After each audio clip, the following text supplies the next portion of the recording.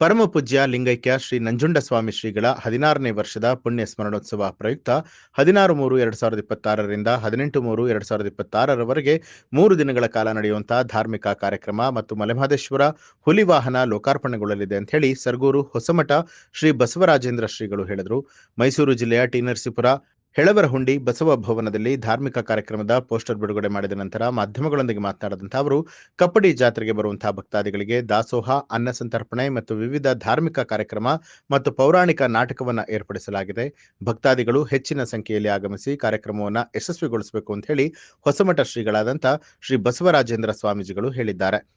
ಈ ಸಂದರ್ಭದಲ್ಲಿ ಅಖಿಲ ಭಾರತ ವೀರಶೈವ ಮಹಾಸಭಾ ತಾಲೂಕು ಕಾರ್ಯದರ್ಶಿ ಆರ್ ಮಲ್ಲಪ್ಪ, ನಿರ್ದೇಶಕ ಕೆಬ್ಬೆಹುಂಡಿ ಮಾಯಪ್ಪ, ಮಿಲ್ಟ್ರಿ ಸುರೇಶ್, ದೊಡ್ಡನಹುಂಡಿ ನಿರಂಜನ್ ಸೇರಿದಂತೆ ಅನೇಕರು ಉಪಸ್ಥಿತರಾಗಿದ್ದರು.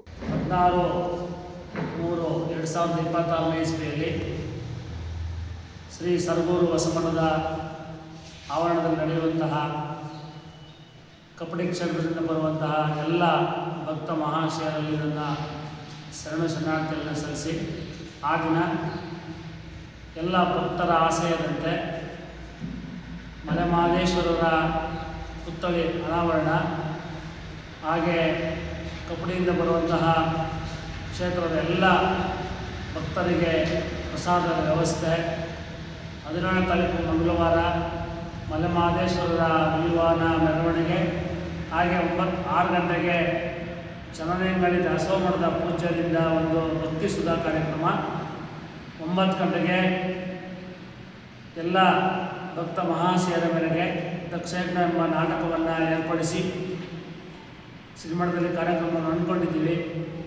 ದಯಮಾಡಿ ಎಲ್ಲ ಭಕ್ತ ಮಹಾಶಯರು ಬಂದು ಆಗಮಿಸಿ ಆ ಕಾರ್ಯಕ್ರಮ ಯಶಸ್ವಿಗೊಳಿಸಬೇಕೆಂದು ತಮ್ಮಲ್ಲಿ ಮನವಿ ಮಾಡಿಕೊಳ್ತಾ ಇದ್ದೇವೆ.